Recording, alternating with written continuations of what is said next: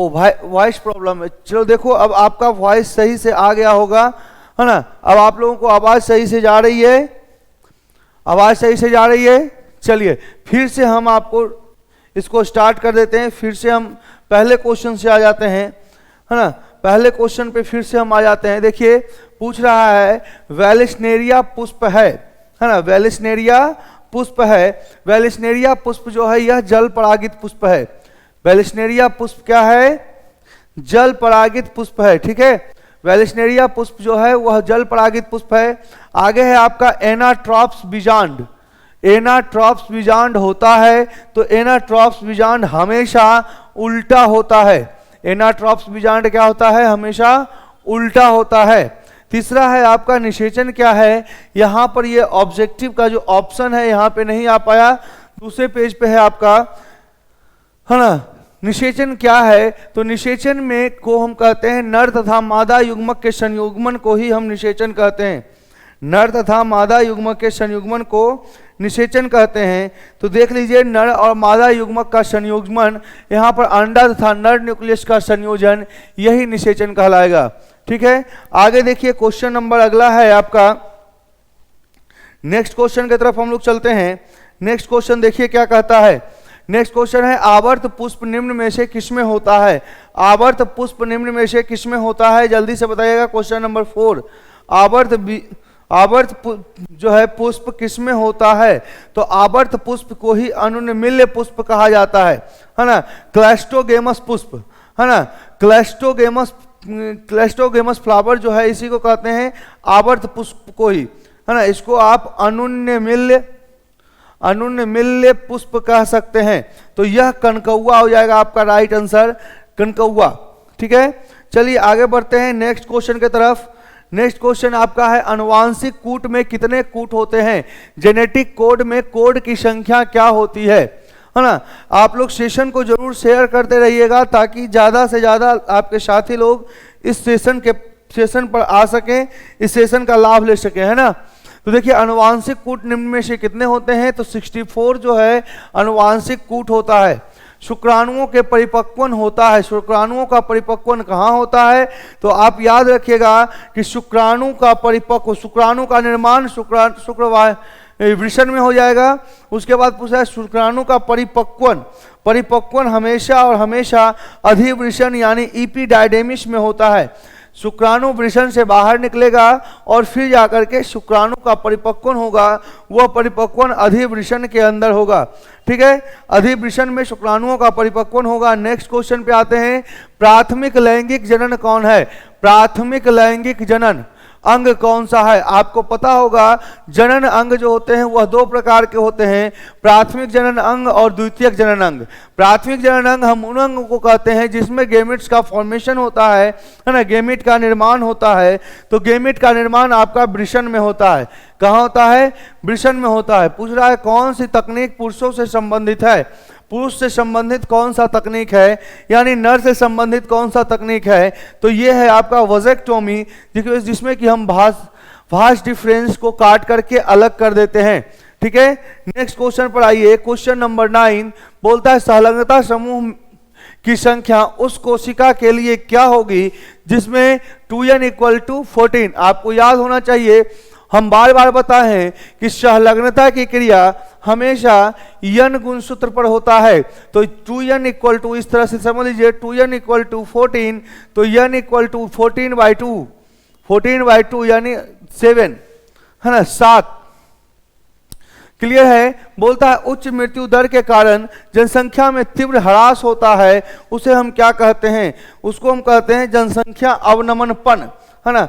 अवनमनपन कहा जाता है, जनसंख्या अवनमनपन कहा जाता है, ठीक है। नेक्स्ट क्वेश्चन में आइए। क्वेश्चन नंबर 11 बोलता है निम्न में से पश्य विषाणु कौन है? इसका इंग्लिश होता है रिट्रोवायरस, है ना, रिट्रोवायरस। तो रिट्रोवायरस हम जो है यह HIV को कहा जाता है। HIV human immunodeficiency virus, human immunodeficiency virus, ये देखिए आपका रिट्रोवायरस है, पश्य विषाणु है, ठीक है। पश्य विषाणु यही है, ओके।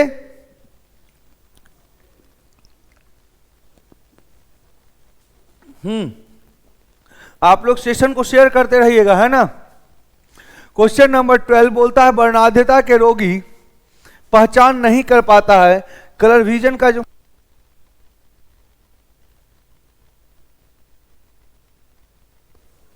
है ना, वर्णाध्यता का जो रोगी हुआ है वह क्या पहचान नहीं कर पाता है, तो यह लाल और हरे रंग की पहचान नहीं कर पाता है ना, लाल और हरे रंग की पहचान नहीं कर पाता है, ये रंग इसके लिए काला हो जाता है। ओके, स्तनधारियों में निषेचन की क्रिया संपन्न होती है, कहाँ संपन्न होती है, तो यह फिलोपियन नलिका में संपन्न होती है। ठीक है, नेक्स्ट क्वेश्चन आगे बढ़िए। डाउन सिंड्रोम का कारण है, डाउन सिंड्रोम का कारण है 21वें जोड़ी के ऑटोसोम में गुणसूत्र का बढ़ना, है ना। 21वें जोड़ी के यानी डाउन सिंड्रोम जो है, याद रखिएगा डाउन सिंड्रोम जो है यह ट्राइसोमी का एग्जाम्पल है ना, ट्राइसोमी का एग्जाम्पल है। और ट्राइसोमी में होता है 2n+1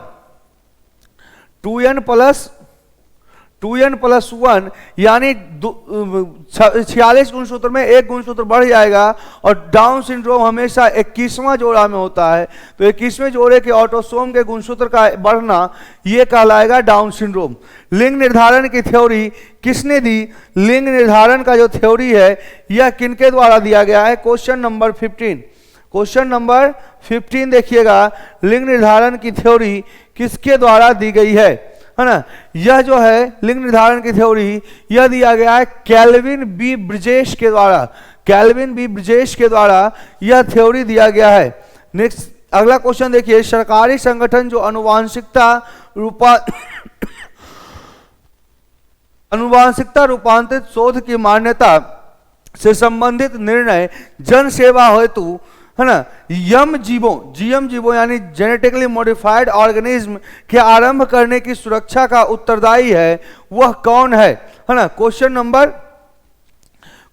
16 पूछ रहा है कि इसमें जो है सरकारी संगठन यानी कोई भी जो सरकारी संगठन, वैसा सरकारी संगठन जो अनुवांशिक रूपांतरित को मान्यता देती है ताकि यह जन सेवा के लिए उपयोगी हो सके, यह है अनुवांशिक अभियांत्रिकी संस्तुति समिति।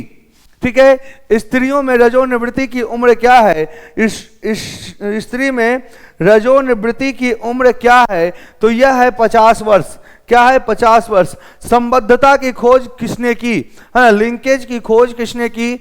देखिए यहाँ पे संबद्धता की खोज किसने की? मेंडल पन्ने स्टेनली मिलर या इनमें से कोई नहीं। संबद्धता की खोज पन्ने के द्वारा की गई है। किनके द्वारा? पन्ने के द्वारा की गई है। ऑपेरॉन मॉडल, यहाँ पे ऑपेरॉन मॉडल होगा। ऑपेरॉन मॉडल किनके द्वारा प्रस्तावित किया गया था? जैकब तथा मनोद के द्वारा प्रस्तावित किया गया था। हफीम किससे प्राप्त होता है? हफीम किससे प्राप्त होता है? जल्दी से बताइएगा। तो हफीम जो होता है वह पेपेवर सेमनीफेरम, यहाँ पे होगा पेपेवर सेमनीफेरम, यहाँ गलत लिखा गया है, पेपेवर सेमनीफेरम से हफीम प्राप्त किया जाता है। नेक्स्ट क्वेश्चन में आइए, टी लिम्फोसाइट उत्पन्न होता है।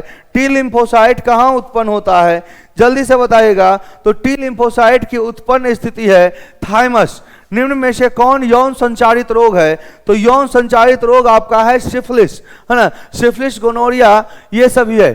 ठीक है, चलिए नेक्स्ट क्वेश्चन आगे बढ़ते हैं। क्वेश्चन नंबर 23 बोलता है घेघा संबंधित है। घेघा किससे संबंधित है? जल्दी से बताइएगा। घेघा जो है यह थायरॉक्सिन हार्मोन से संबंधित है, क्योंकि थायरॉक्सिन हार्मोन की कमी के कारण ही घेघा रोग हो जाता है। आगे है मनुष्य में दाद नामक रोग, है ना। दाद जो है यह कैसे उत्पन्न होगा? है ना, दाद जो है कैसे उत्पन्न होगा? तो यह दाद जो है कवक से उत्पन्न होता है। दाद, खाज, खुजली जो है यह कवक के संक्रमण से उत्पन्न होता है। नेक्स्ट क्वेश्चन है क्लोरेला क्या है? तो क्लोरेला जो है सिंगल सेल प्रोटीन, एकल कोशिका प्रोटीन है। एकल कोशिका प्रोटीन है। ठीक है, single cell protein chlorella, spirulina और सिनेडस्मस, यह तीन जो है यह क्लोरेला सिंगल सेल प्रोटीन है। बायोगैस में होते हैं। बायोगैस में क्या क्या होते हैं? CO2, है ना, CO2, है ना, CH4, H2S, यह सभी जो है किसमें होता है? बायोगैस में होता है। नेक्स्ट आइए नीफ जीन। नीफ जीन यानी नाइट्रोजन फिक्सिंग जीन, है ना। नाइट्रोजन फिक्सिंग जीन क्या है भाई, है ना। नाइट्रोजन फिक्सिंग जीन किसमें पाया जाता है, तो यह राइजोबियम में पाया जाता है ना, राइजोबियम में पाया जाता है। नेक्स्ट है आपका एल्कोहलिक किण्वन, किसके द्वारा होता है, एल्कोहलिक किण्वन किसके द्वारा होता है, तो यह ईस्ट के द्वारा होता है जो इथाइल एल्कोहल जनरेट करता है। नेक्स्ट आ जाइए आणविक तकनीक, जिनमें किसी भी इच्छित जीन को अनेक प्रति इनविट्रो संश्लेषित की जा सकती है, इसे हम क्या कहते हैं, यानी कहने का मतलब हो गया कि कोई ऐसा आणविक तकनीक, कोई ऐसा मॉलिक्यूलर टेक्निक जिससे कि हम इनविट्रो यानी शरीर से बाहर अपने इच्छित जीन की अनेक प्रतियां संश्लेषित कर सकते हैं, तो वह है पीसीआर, है ना। PCR polymerase chain reaction process, ठीक है। नेक्स्ट क्वेश्चन पे आइए, एंटीबायोटिक्स की खोज किसने की थी, एंटीबायोटिक्स की खोज किसने की थी, जल्दी से बताइएगा। एंटीबायोटिक्स की खोज यही सबसे आगे और सबसे ऊपर में ही है, फ्लेमिंग के द्वारा एंटीबायोटिक्स की खोज की गई थी। नेक्स्ट है आपका, इनमें से कौन सा कूट फल है, कूट है, कूट फल, मिथ्या फल, असत्य फल, झूठा फल सब यही है, जिसमें कि सेव, अखरोट, काजू, है ना, ये सभी आते हैं आपके असत्य फल के अंदर आते हैं। बोलता है पुष्प के नर जनन अंग को कहते हैं, तो पुष्प के नर जनन अंग को पुमंग कहा जाता है। पुमंग जायांग स्त्रीकेशर हो गया, पुमंग हो गया, है ना, पुमंग पुंकेशर, यही सब इसको कहा जाता है, ठीक है। नेक्स्ट क्वेश्चन पे चलिए, चमगादड़ के द्वारा परागण की क्रिया क्या कहलाती है, चमगादड़ के द्वारा परागण की क्रिया कायरेप्टोफिली कहा जाता है। इसी को कहीं कहीं चिरेप्टोफिली भी लिखा हुआ मिल जाएगा, है ना, यही कहीं कहीं चिरेप्टोफिली लिखा हुआ मिल जाएगा। और चमगादड़ के द्वारा परागण की क्रिया कदम्ब में होता है, ठीक है।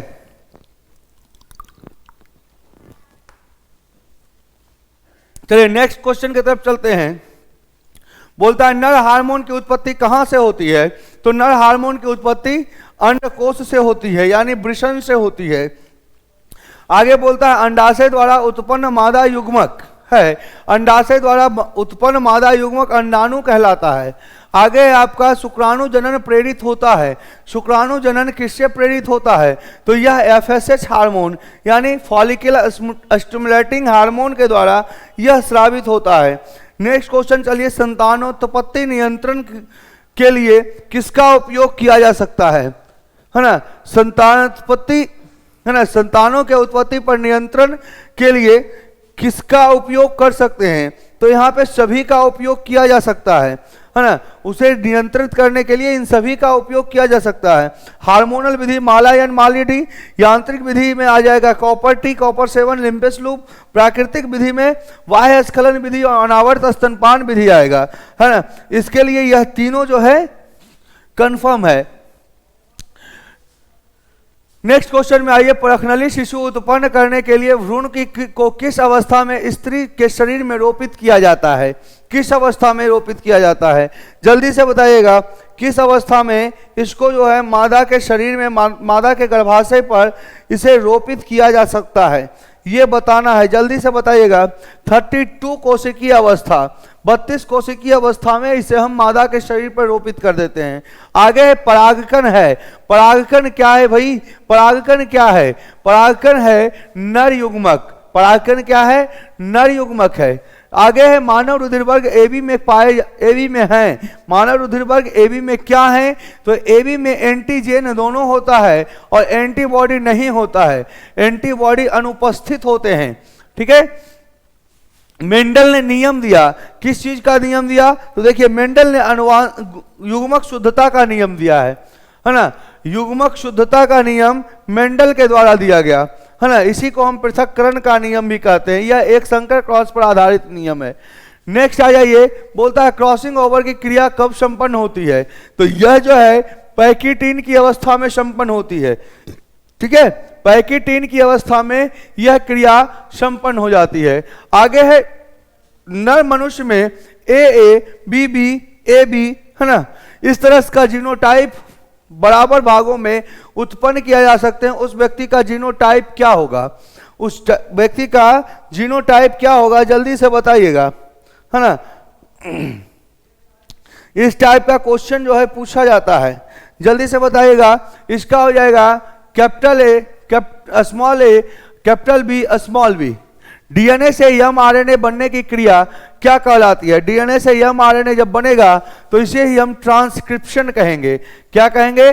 ट्रांसक्रिप्शन इसे कहा जाएगा। ऑपेरॉन मॉडल प्रस्तावित करता है, किसने प्रस्तावित किया? यह जैकब तथा मनोड। यह जो है आपका बहुत इंपॉर्टेंट क्वेश्चन है। निम्नलिखित में से चेन समापन कोड कौन है? समापन कोड पूछा गया है ना। समापन कोड कौन है? जल्दी से बताइएगा।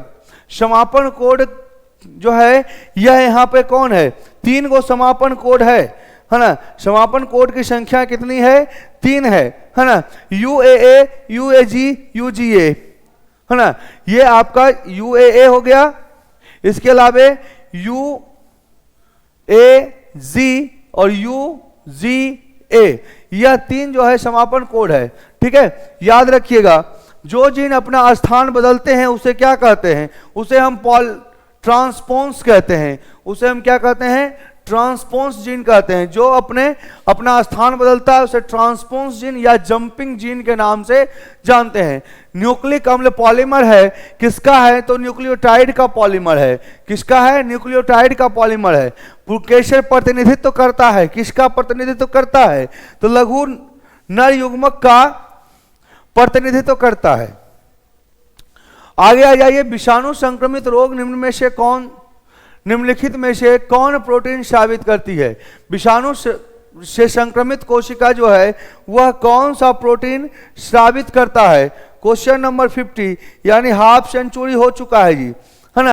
यह जो है आपका इनमें से सभी जो है सभी स्रावित करता है। Interleukin, interferon, tumour necrosis factor, यह सभी स्रावित करता है। फलेरिया रोग का वाहक है। फलेरिया रोग का वाहक कौन रहेगा? हमेशा आपको बोल के रखे हैं कि हमेशा जो है मादा मच्छर ही खून चूसने का काम करती है। तो मादा मच्छर ही का आएगी। तो यहाँ देखिए 2 गो मादा मच्छर है ना। 2 गो मादा मच्छर है, इन दोनों में से कौन होगा? तो आपको पता होगा कि मादा एनोफिलीज मच्छर क्या करती है? मलेरिया का वाहक है। तो यहाँ पे आपका हो जाएगा मादा क्यूलेक्स मच्छर, है ना। इस तरह से ऑप्शन पर भी छाट सकते हैं, ऐसे मादा क्यूलेक्स मच्छर ही होता है। नेक्स्ट आ जाइए। बोलता है HIV में किस कोशिका पर आक्रमण करता है? HIV ह्यूमन इम्यूनोडिफिशियंसी वायरस या टी लिम्फोसाइट या टी हेल्पर सेल, है ना। टी हेल्पर सेल पर जो है यह अटैक करता है। ठीक है, इनमें से कौन सा वायरस जनित रोग है? वायरस से होने वाला रोग कौन है? ये जो है प्रोटोजोआ से होने वाला रोग है। मलेरिया जो है यह प्रोटोजोआ से होने वाला रोग है। हैजा जो है यह वायरस से होने वाला रोग, विब्रियो कॉलेरी जीवाणु से होने वाला, बैक्टीरिया से होने वाला रोग है। और यह जो है पोलियो भी जो है क्या है? जीवाणु से ही होने वाला रोग है ना। विषाणु से होने वाला रोग है। ये आपका विषाणु से होने वाला रोग है। अम्लीय वर्षा का कारक होता है। अम्लीय वर्षा का कारक होता है NO2 तथा SO2। NO2 तथा SO2, NO2 जब जल से अभिक्रिया करती है तो बनाता है HNO3, है ना। HNO3 बना लेता है। और SO2 जब जल से अभिक्रिया करता है तो ये बनाता है H2SO4, है ना। H2SO4 बना लेता है। यह दोनों जो है अम्ल वर्षा में जमीन पर आते हैं। निम्न में से कौन एकल कोशिका प्रोटीन है? अभी तुरंत बताए थे क्लोरेला, स्पाइरुलिना और सिनेरिस्मस, यह तीनों जो है क्या है? एकल कोशिका प्रोटीन है। शराब उद्योग में किस सूक्ष्मजीव का प्रयोग करते हैं? तो ईस्ट का प्रयोग करते हैं। ईस्ट अपने किण्वन विधि से इथाइल एल्कोहल का निर्माण करता है। ठीक है, नेक्स्ट आ जाइए। जीन गन निम्न में से किसके लिए उपयुक्त है? जीन गन जो है, जीन गन से हम क्या करते हैं? किसी भी DNA को किसी की बॉडी में डालने का काम करते हैं। किसी भी जीन को, बाहरी जीन को, है ना, बाहरी जीन को हम किससे क्या करते हैं? कोशिका में डालने का काम करते हैं। आइए देखिए इसका क्या कौन सा ऑप्शन होगा, जल्दी से बताइएगा। Question number 57। क्वेश्चन नंबर 57 देखिए क्या होगा। बोलता है कि संवाहक के द्वारा, है ना, संवाहक के साथ जुड़कर पुनर्योगज DNA का निर्माण, ये जो है कि यही होगा। ठीक है, PCR विधि क्या है? PCR में DNA का संश्लेषण किया जाता है, DNA का संवर्धन किया जाता है, DNA का संवर्धन किया जाता है, एम्प्लीफिकेशन किया जाता है, एम्प्लीफाई किया जाता है। ठीक है। पृथ्वी के निकट वायुमंडल का क्षेत्र क्या कहलाता है? पृथ्वी के निकट जो वायुमंडल का क्षेत्र है उसे हम क्या कहते हैं, है ना? उसको हम कहते हैं स्ट्रेटोस्फीयर, मेसोस्फीयर, ये दोनों नहीं होगा, ट्रोपोस्फीयर कहलाता है, ट्रोपोस्फीयर कहलाता है। ठीक है। किसी आबादी के का स्वरूप निर्भर करता है, किसी आबादी का स्वरूप जो है निर्भर करता है वितरण, घनत्व, जातीय संरचना, उपयुक्त में से सभी पर, है ना, सभी पर यह निर्भर करेगा। आगे है मानव जनसंख्या का अध्ययन क्या कहलाता है? मानव जनसंख्या का अध्ययन डेमोग्राफी कहलाता है। मानव जनसंख्या का अध्ययन क्या कहलाता है? डेमोग्राफी कहलाता है। कौन सा पौधा मैंग्रोव क्षेत्र में पाया जाता है? मैंग्रोव क्षेत्र में पाया जाने वाला पौधा कौन है? 62, क्वेश्चन नंबर 62 क्या बोलता है? तो ये हो जाएगा राइजोफोरा हो जाएगा। कौन हो जाएगा? राइजोफोरा। इनमें से भारतवर्ष में जैव विविधता का हॉट स्पॉट कौन है? भारत में दो जैव विविधता का हॉट स्पॉट है, जो एक है आपका पश्चिमी घाट और पूर्वी हिमालय।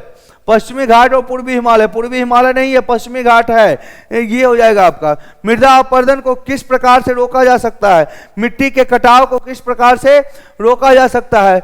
मानव क्रियाकलापों पर प्रतिबंध लगाकर, है ना, जंतु की चराई को रोककर, बायो स्क्रीनिंग का प्रयोग करके, या श्रेष्ठ पादप के आवरण से।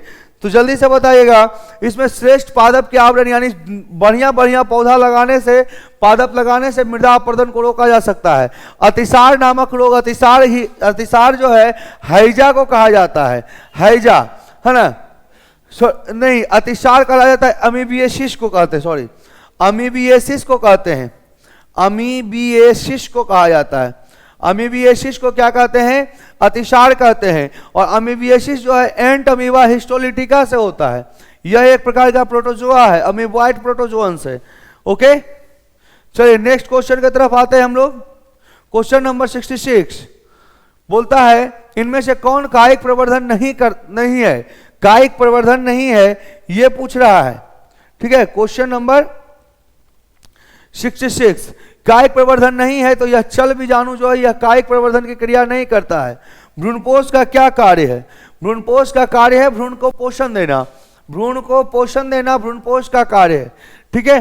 निम्न में से किसका पुष्पासन खाया जाता है? याद रखिएगा, पुष्पासन हमेशा मिथ्या फल का ही खाया जाता है, तो मिथ्या फल यहाँ पे सेब है। ठीक है। परागकण का सबसे बड़ा केंद्रक, परागकण का सबसे बड़ा केंद्रक होता है। परागकण का सबसे बड़ा केंद्रक कौन होता है जी? जल्दी से बताइएगा। परागकण का सबसे बड़ा केंद्रक जो है यह नलिका केंद्रक होता है। ठीक है। नेक्स्ट क्वेश्चन की तरफ हम लोग बढ़ते हैं। बोलता है गेमिट निर्माण को क्या कहते हैं? तो गेमिट निर्माण को हम गेमिटोजेनेसिस कहते हैं। मनुष्य के प्राथमिक शुक्राणु में कोशिकाओं की संख्या क्या होगी? प्राथमिक शुक्राणु में कोशिकाओं की संख्या कितनी होगी, यह पूछा गया है। प्राथमिक शुक्राणु में कोशिकाओं की संख्या कितनी होगी? शुक्राणु जनन की कोशिका में शुक्राणु कोशिका जन ए जो है बट करके प्राथमिक शुक्राणु, इसके बाद ये बन गया हमारा द्वितीय प्राथमिक शुक्राणु में ये विकास है प्राथमिक शुक्राणु, ये द्वितीयक शुक्राणु, शुक्राणु के बाद पूर्व शुक्राणु और पूर्व शुक्राणु के बाद शुक्राणु। ठीक है। तो ये हमारा प्राथमिक शुक्राणु है। यहाँ पर गुणसूत्र की संख्या 2n होती है, 2n यानी 46 होगी। ठीक है। चलिए नेक्स्ट क्वेश्चन में चलते हैं। बोलता है क्या? जनसंख्या के वृद्धि का दुष्परिणाम क्या होगा? आय में कमी, जमीन में कमी, खनिज पदार्थ में कमी, सभी चीज हो जाएगा जी। आगे है निम्न में से कौन यौन संचारित रोग है? तो गोनोरिया, सिफिलिस है ना, एड्स, यह सभी क्या है? यौन संचारित रोग है। RU8486 दवा प्रयोग की जाती है किसमें? RU486 दवा का प्रयोग किसमें किया जाता है? जल्दी से बताइएगा। RU486 दवा का प्रयोग किसमें किया जाता है? यह गर्भपात के कारक के रूप में इस्तेमाल किया जाता है ना, ओवर्सन के लिए इसका इस्तेमाल करते हैं। ठीक है। नेक्स्ट क्वेश्चन में चलेंगे। F2 संतति के बाह्य लक्षणीय अनुपात, है ना, अपूर्ण प्रभाविता की स्थिति में क्या होगा? याद रखिएगा, अपूर्ण प्रभाविता की स्थिति में बाह्य लक्षणीय अनुपात यानी फिनोटिपिक अनुपात और जीनोटिपिक अनुपात दोनों सेम होता है, 1:2:1, 1:2:1। देखिए 1:2:1 कहीं नहीं है, यानी इनमें से कोई नहीं हो जाएगा। ठीक है। बोलता है इनमें से कौन सा मेंडल के नियम का व्यापक नहीं है? मेंडल के नियम का व्यापक नहीं है, कौन नहीं है भाई? इनमें से कौन मेंडल के नियम का व्यापक नहीं है? जल्दी से बताएगा, है ना। इसमें जो है स्वतंत्र अभ्युहन का सिद्धांत, यह जो है मेंडल के नियम का व्यापक नहीं है ना। आगे बोलता है क्रॉसिंग ओवर की अवस्था। क्रॉसिंग ओवर की अवस्था किसमें होती है? तो पैकेटिन की अवस्था में होती है। ये बहुत बार आ गया। अनुवांशिकी का जनक कौन है? तो अनुवांशिकी का जनक ग्रेगर जॉन मेंडल है। डीएनए से एमआरएनए बनने की क्रिया ट्रांसक्रिप्शन कहलाती है। ये पहले भी आ चुका है क्वेश्चन। न्यूक्लिक अम्ल किसका पॉलीमर है? तो न्यूक्लियोटाइड का पॉलीमर है। ये भी आ चुका है। संक्रमित पेयजल से फैलने वाला रोग कौन है? संक्रमित पेयजल से फैलने वाला रोग कौन है? संक्रमित पेयजल से यानी जल से फैलने वाला रोग कौन सा है? जल्दी से बताएगा। तो ये है हमारा टाइफाइड। ठीक है। मलेरिया रोग फैलता है, किसके द्वारा फैलता है? तो मच्छर के द्वारा। कौन मच्छर? अभी तुरंत बताए थे, मादा एनोफिलीज मच्छर से। ठीक है। सिंड्रोम का अर्थ क्या है? सिंड्रोम का मतलब क्या होता है? जैसे हम लोग बोलते हैं ना, एक्वायर्ड इम्यूनोडिफिशियंसी सिंड्रोम, है ना, टर्नर सिंड्रोम, ये सभी जो है यह क्या कहलाता है? तो ये इसको कहते हैं लक्षणों का समूह। लक्षणों का समूह सिंड्रोम कहलाता है।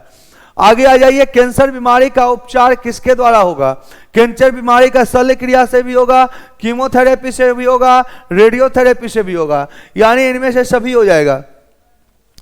दूध से दही बनने के लिए लैक्टोबैसिलस जीवाणु का इस्तेमाल करेंगे। ठीक है। नेक्स्ट क्वेश्चन में आइए, प्रतिजैविक औषधियां हैं। प्रतिजैविक हैं, क्या हैं? प्रतिजैविक किसको कहते हैं? तो प्रतिजैविक एक प्रकार का औषधि है। ठीक है। निम्न में किस प्रक्रिया के द्वारा लैक्टिक अम्ल का निर्माण होगा? लैक्टिक अम्ल का निर्माण किस प्रक्रिया के द्वारा होगा? 87 क्वेश्चन नंबर 87 बोल रहा है कि किसके द्वारा, है ना, किस प्रक्रिया के द्वारा क्या होगा जी? लैक्टिक अम्ल का निर्माण होगा। जल्दी से बताइएगा। तो किण्वन प्रक्रिया के द्वारा लैक्टिक एसिड का निर्माण होगा। आगे बोलता है क्षय रोग का निम्न में से मुख्यतः किसके द्वारा होता है? माइकोबैक्टीरियम ट्यूबरकुलोसिस के द्वारा होने वाला यह रोग हवा के द्वारा ज्यादा फैलता है। ठीक है।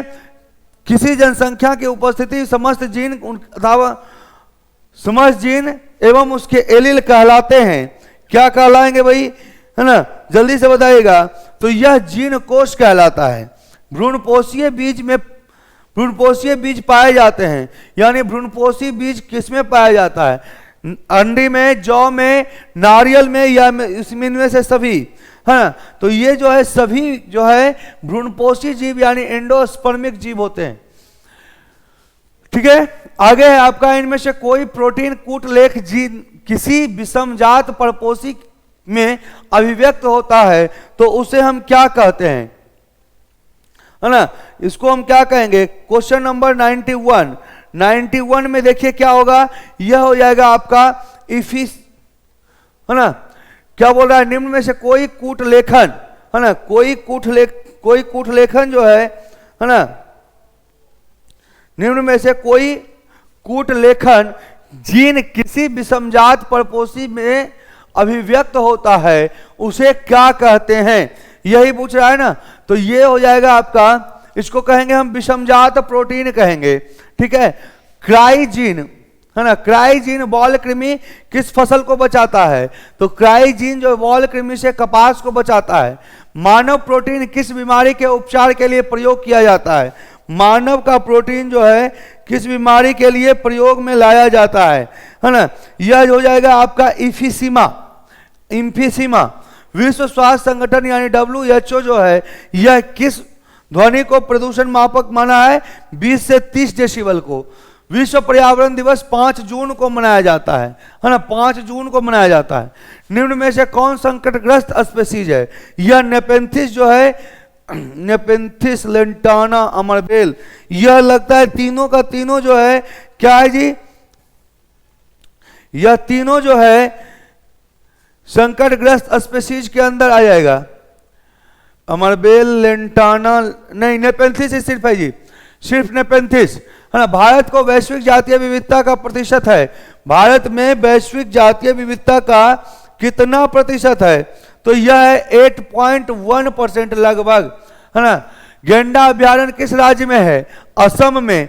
रेड डाटा बुक सूची बनाने के लिए कौन उत्तरदायी है? IUCN, international union of conservation for nature. ठीक है, ओके। आगे देखते हैं नेक्स्ट और लास्ट क्वेश्चन। ओजोन स्तर पाया जाता है, ओजोन स्तर जो है सबसे ऊपरी स्तर होता है, इसलिए हम ओजोन स्तर को, ओजोन का जो स्तर है यह कहां पाया जाता है यह पूछा गया है। यह हो जाएगा आपका स्ट्रेटोस्फेयर में। ठीक है, तो आपको आपका जो है यह क्वेश्चन 100 क्वेश्चन आपका क्लियर हो गया। मिलते हैं नेक्स्ट क्लास में, तब तक के लिए जय हिंद, बाय बाय।